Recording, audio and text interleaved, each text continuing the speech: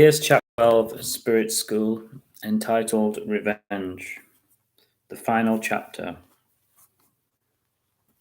They decided to go to the headmaster's study, as there was safety in numbers. They were all nervous as they marched along, but they kept it to themselves. James led the group, with the caretaker following closely behind. He knocked hard on the door. The headmaster put his coffee down and answered. He was surprised to see so many people in his office. Each one of them told him what they had seen and how it implicated him. Even the caretaker waded into the argument and told him of his suspicions. This was risky as he didn't want to lose his job, but he knew he had to speak his mind. The headmaster laughed. Do you really believe all this nonsense? He said. Yes, we do, said James and Tom, and they nodded enthusiastically. We know you're a killer, said Lucy. First one girlfriend disappears and then another. It can't be a coincidence. The others agreed. The headmaster blushed fiercely. Look, he said, I've had enough of this nonsense.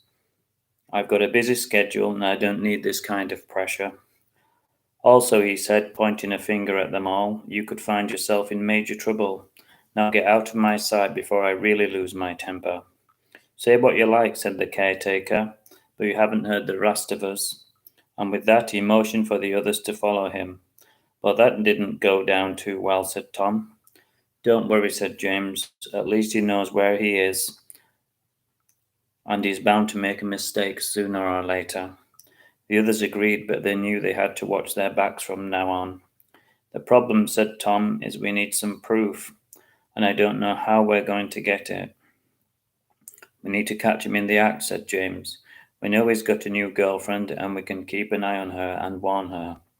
They all agreed to watch each other's backs.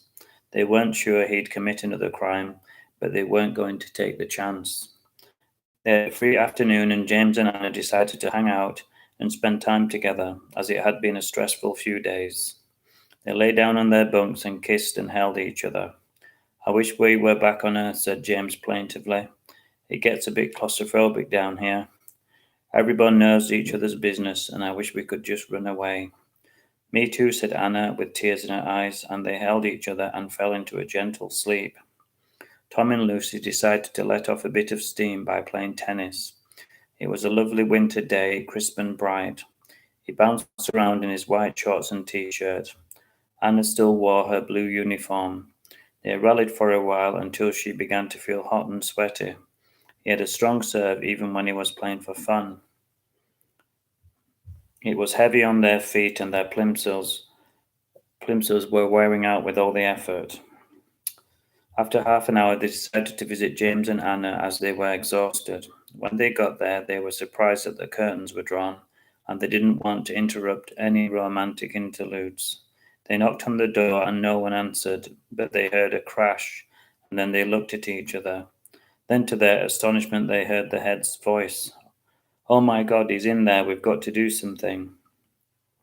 Lucy shouted, and Tom rammed his shoulder against the door, and it flew open. They were astonished to see the head pinning James to the wall with his hand on his neck.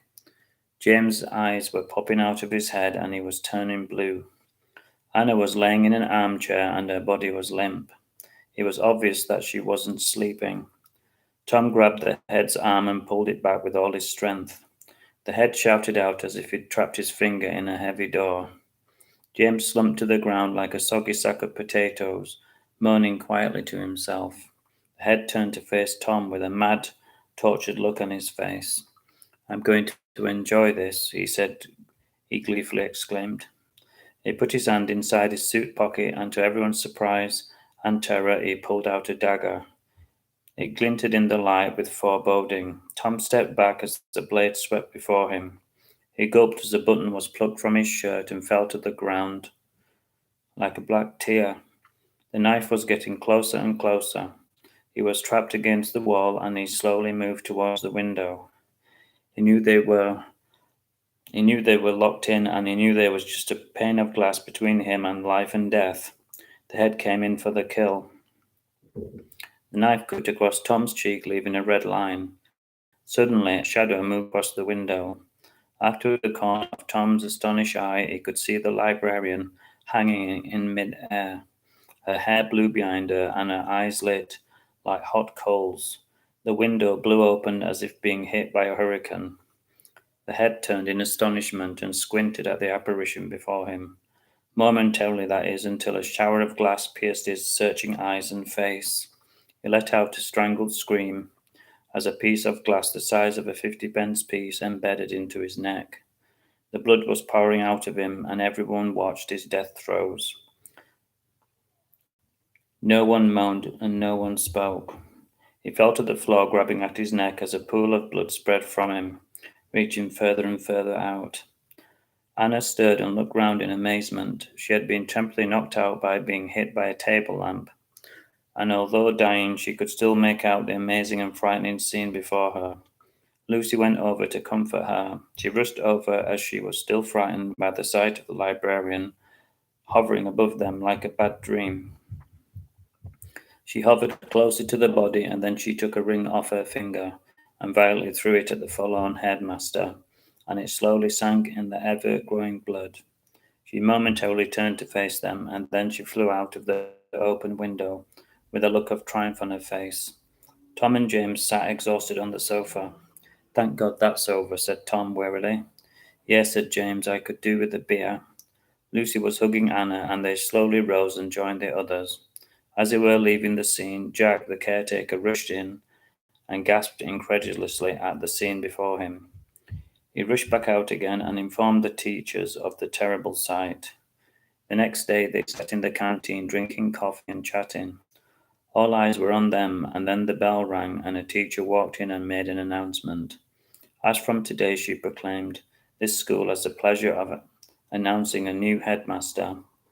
There was no explanation of the whereabouts or reasons behind the old headmaster's disappearance or death. They all looked at each other in amazement, and at that moment it was decided that this chapter of the Spirit School would come to a permanent and quiet end.